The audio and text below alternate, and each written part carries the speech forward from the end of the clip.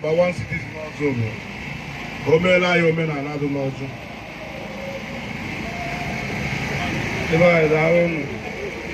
a sị na onye wetara ọjị wetara ndụ onye ọbụla ma aka n'isi ma nwoke ma nwaanyị ka agbọgo Chineke n'afa Nna na Nwa na Mmụọ Nsọ.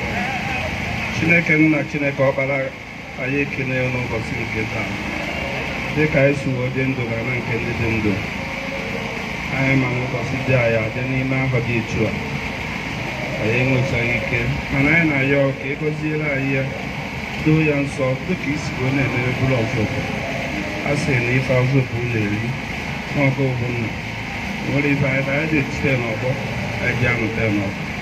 mana ife ị na-emere anyị karịchara ife anyị na-eme agosi ka ịgọzi ụbọchị nke taa na ndị mama anyị bụ ndị bụ oriakụ anyị gbakọrọ ka akpọkọnye anyị ka ha wee chụta ife ụmụ ha ya eri asị ka ị bịa metụ onye ọbụla aka n'obi bido n'ugwu ruo na ndịda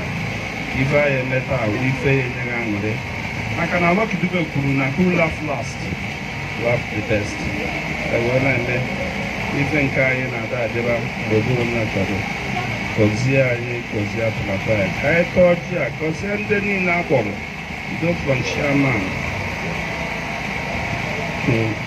ndị niile bụ ndị na-elekọta ọzọ obodo anya n'obodo a bụ Lagos steeti anyị na-asị ka ịgọzie fa anyị na-ayọ gị ekwekwana ka ha gbara aka woo nata ọ bụ ede jere mba ya egbo ndị wee nata gọzie anyị taa gọzie ata ka anyị tọọ ji atọrọ sịra papa anyị dị nwe n'anya onye ezugo n'obi